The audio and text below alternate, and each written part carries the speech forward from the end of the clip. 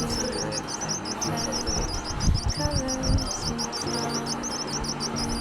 তাও কোনো মানে প্রাণীটাকে উদ্ধার করে আর কি পাখিটাকে। এরপর পানি পরে পাখিটার যত্ন নেওয়া শুরু করে। তার সাথে ঘনিষ্ঠ সম্পর্ক তৈরি হয়ে যায়। এবার হচ্ছে পাখিটার আস্তে আস্তে বড় হতে থাকে, খুব সুন্দর একটা ভিডিও।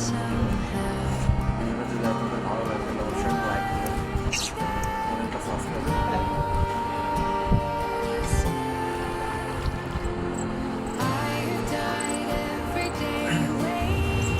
ভিডিওটা যদি আপনাদের ভালো লাগে তাহলে অবশ্যই চ্যানেলটাকে সাবস্ক্রাইব করবেন এবং আপনাদের কেমন লাগছে সেটা অবশ্যই কমেন্ট বক্সে জানাবেন এবং ভিডিওতে একটা লাইক দেবেন।